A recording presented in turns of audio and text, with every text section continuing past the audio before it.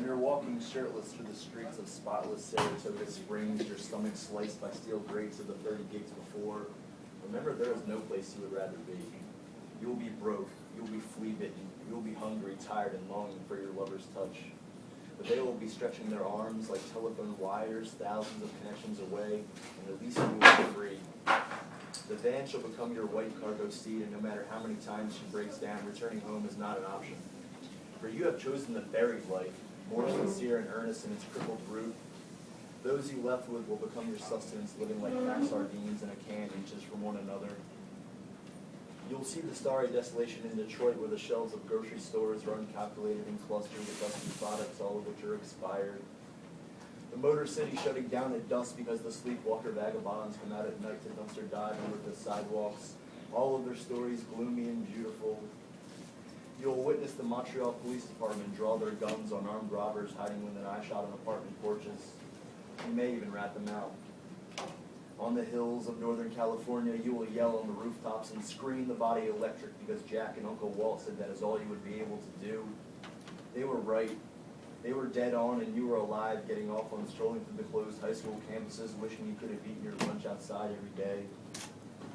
You will have nowhere to sleep in Fargo, North Dakota, prowling through the neighborhoods with siphon and gas tank on hand, trying car after car, but the model's too new.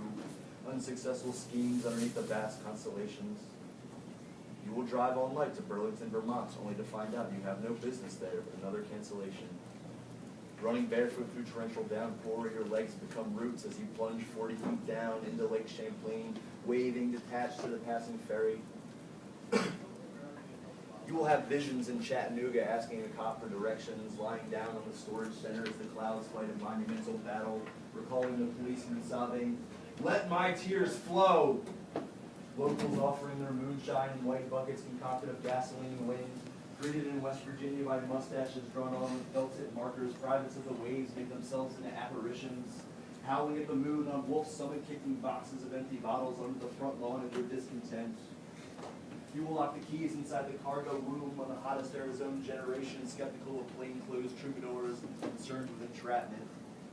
Puffing and puffing, red-faced, bent out of shape, break from the gazebo into a Yuma pond because it's the crescendo of the set. No dig, no ride. No dig, no ride.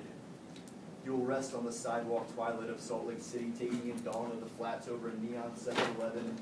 Basement head shops for change in your cup, 86 cents to split between 2 gas tanks. The Mormon temple follows you in peripheral hiding places in colossal pipe organs, droning the hymns of Joseph Smith. The fire of God the Spirit of God like a fire is burning. You will lose Scott Harrison to abroad in Whitefish, Montana, where he now rides fences, waving his pat, raising his children, while your flannel sleeping bag remains tucked away in the ether of his brother's basement. Celestial feedback tunes your ears while everything else becomes static like language. You will wonder why the altitude soars in Spruce Pine, North Carolina, winding the set of flying headstock knocked out of tune atop the thrift shop venue. Why bother with divine tow truck drivers when only the wood boards rise up to the tectonic wood plates? You will be hunted as dogs by rednecks from Cumberland, Maryland, cruising up and down the cornfields in pickup trucks, hooting, hollering, banging baseball bats. You will tell them that Andy Warhol is a narc, a government agent sent out to infiltrate their idealistic lifestyle from the inside, looting the eternal rented houses of strangers, by strangers, for anything of value, strangled in VHS tape, gas station buffet, cuisine of the gods, Indian casino shaman bequeath the poetry of William Blake for you to stuff inside the back of books about locomotives in the Albany Public Library. You will scribble and wind up notebooks the sense of remoteness a life like this is bestowed upon your soft bruised head. Whisked through the back doors of North America, you would have it no other way.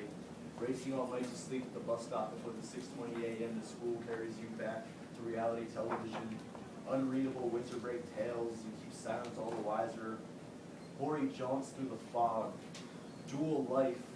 Blessed train stations, laundry room pylons. Blessed train stations, laundry room pylons, hallucination. Blessed train stations, laundry room pylons, haunted families and abandoned Kentucky ice factories. Hallucinations of Tim Buckley's painted beard, a wizard carved on your chest.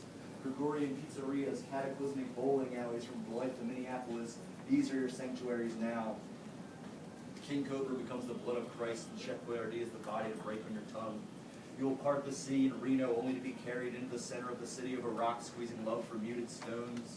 You will know the meaning of go for broke or go for dead because Jeff in his cynical honesty opened your eyes to a world more addictive than a Skagamuffins fix. Why walk around with tombstones in your eyes when you can be reborn each night? Loading Tom into dingy clubs down basement stairs, empty art galleries and Colorado Queenie bars, baptizing yourself in murky waters swung by heavenly rope swings on covered bridges in Falmouth, Maine. St. Greasy Bob of the stars, balancing himself in chairs, unconscious, bucketed arms, grazing the rail at every turn. You'll discover the pleasures of public bathrooms, waiting in parking lot lexicons, killing time at plasma department stores.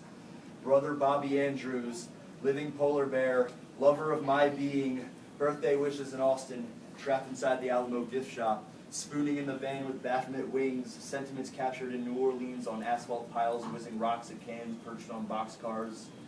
You will front flip vomit through time, fending off all comers with nieces and cane knives. Evocative cries from South Carolina garages. Celesio, don't go out there, Celesio. Don't go out there, Delesio. Reverb-drenched cigarette fans shrieking in alleys. You will appreciate Airborne. You will love Bill's electronic savvy and the rugged way he looks on Mount Sugarloaf. DeStefano's unfunny jokes, Carol's half-finished ones. You'll breathe in used bookstores, record shops, and radio stations. You'll break the concrete to grip and kick from sliding. Your steed will become a time capsule shielding you from the world outside spinning while you go on driving. You will see God through a bug-splattered windshield at dawn under two-lane highway cathedral, rolling hills and cosmic prayers.